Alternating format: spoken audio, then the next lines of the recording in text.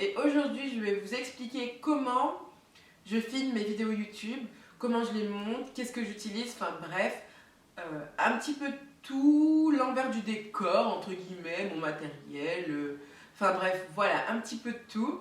Donc, c'est une vidéo qu'on m'a demandé plusieurs fois dans mes commentaires, où on m'a posé des questions sur Snapchat, comment tu fais ci, comment tu fais ça. Enfin bref, voilà, et j'ai trouvé ça intéressant de pouvoir vous en parler parce que pas de cachotterie entre nous, on se dit tout. Donc voilà, j'espère que cette vidéo va vous plaire et que vous allez trouver ça super intéressant. J'ai décidé de faire cette vidéo en plusieurs parties, donc là je vais vous montrer plus le matériel, le logiciel, quelques petites techniques, et ensuite je vais faire une deuxième partie,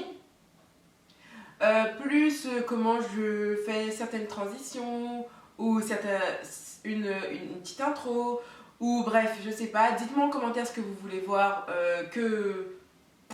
dites-moi en commentaire ce que vous voulez que je vous montre, comment je fais. Dites-moi en commentaire ce que vous voulez que je vous montre, comme transition, effet, enfin bref, voilà. Comme ça me donnera déjà des petites idées. Et voilà, je crois que j'ai tout dit. C'était une superbe intro. Je vous laisse tout de suite avec la vidéo.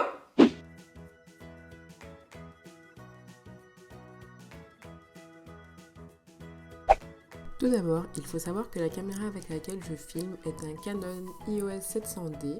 Donc ce qui est vraiment cool, c'est que j'ai un écran retour. Donc pour filmer, c'est vraiment très simple.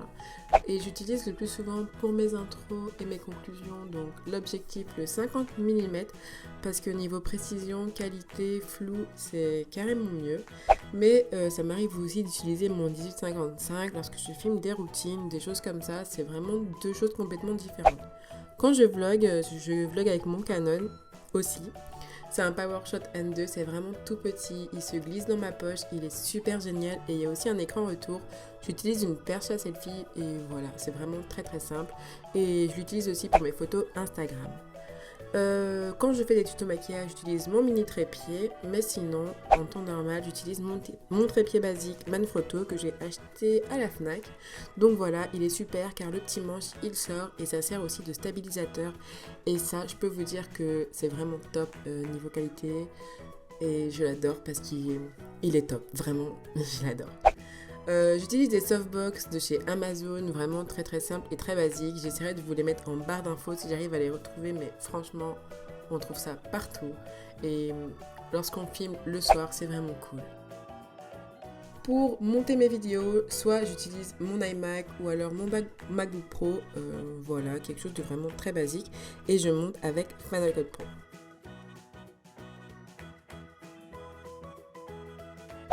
Quand je fais des voix off, j'utilise un micro de chez Blue. Il m'a pas coûté très cher, je crois. Je me souviens plus trop. Ça fait un petit moment que je l'ai. Il est vraiment indispensable. Et pour moi, les guirlandes lumineuses restent comme un indispensable pour les backgrounds, les décors, les photos, enfin bref.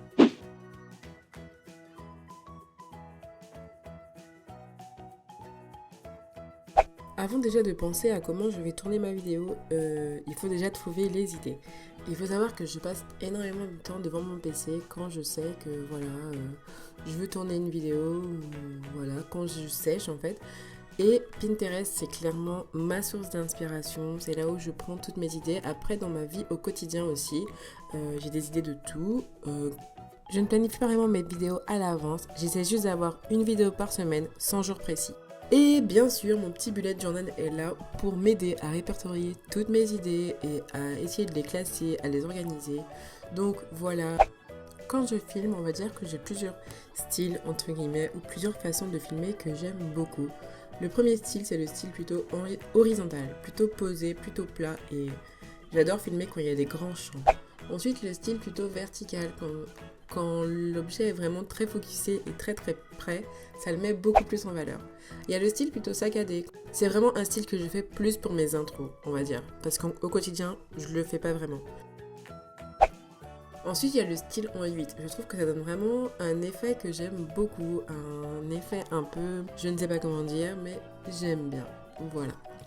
Et pour les objets beaucoup plus près aussi, j'aime beaucoup. Et ensuite, le style en diagonale, ça c'est vraiment quand je veux sortir du champ et j'ai une idée très précise des transitions que je vais faire. Donc voilà. Pour filmer, vous avez remarqué qu'il y a souvent des fonds différents. Donc ça, c'est le style de fond que clairement j'adore. Ça a un petit côté frais, un petit côté lumineux, un petit côté vraiment... Je ne sais pas, mais j'aime beaucoup. C'est juste deux trépieds que j'ai installés en fait avec une barre de maintien. Et dessus, on peut mettre tout style de drap. Ici, vous voyez le drap que j'utilisais pour Noël par exemple.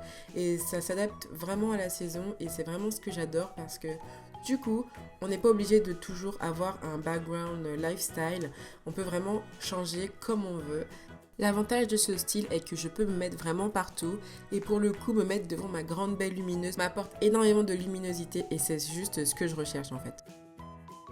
Certes, c'est pas grand chose, mais c'est vraiment le petit truc qui peut faire que voilà, ça apporte ce petit côté sexy ou plutôt joli ou plutôt personnalisé à la vidéo.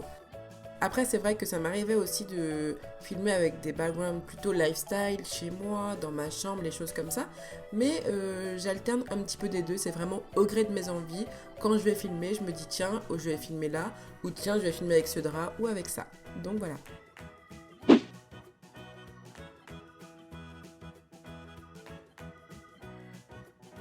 Quand je monte une vidéo, toute première chose que je fais, c'est je m'occupe de la colorimétrie et de la stabilisation. Donc en premier, pour la colorimétrie, je vais juste en fait modifier un petit peu des réglages de saturation, d'exposition, essayer de faire en sorte en fait que les couleurs attirent plus l'œil et tout simplement essayer de faire mes réglages en fonction de ça. Je prends vraiment chaque scène à part entière. Je fais pas non plus un réglage pour toute la scène parce que ça dépend vraiment des fois, l'exposition change beaucoup. Donc je prends vraiment le temps de faire tout ça.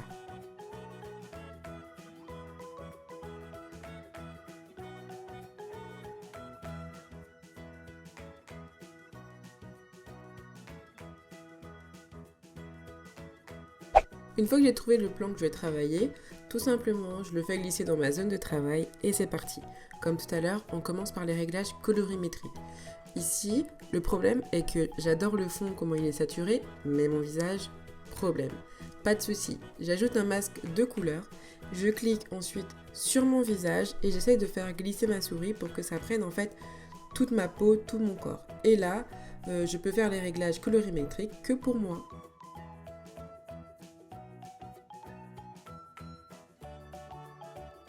Et pour finir, je vais vous parler des transitions, des textes que je peux utiliser. Franchement, Final Cut, ça a une librairie époustouflante en termes de transition et texte. Mais c'est vrai que moi, je vais souvent sur pixelfilmstudio.com et j'en trouve vraiment pas mal et c'est beaucoup plus personnalisé.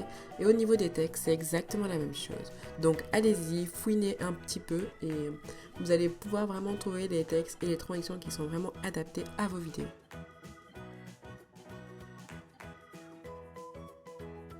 Et voilà les filles, j'espère que cette vidéo vous aura plu. Comme d'habitude, on like la vidéo, on s'abonne. Surtout n'oubliez pas d'appuyer sur la petite cloche, comme ça vous allez recevoir toutes les notifications à chaque fois que je mets une vidéo en ligne. Donc voilà, abonnez-vous, cliquez sur la petite cloche pour que ça sonne. Donc n'hésitez pas à commenter, partager, vous abonner, ce que vous voulez, liker. Et je vous dis à la semaine prochaine pour une nouvelle vidéo. En attendant, on se retrouve sur les réseaux sociaux. Ciao!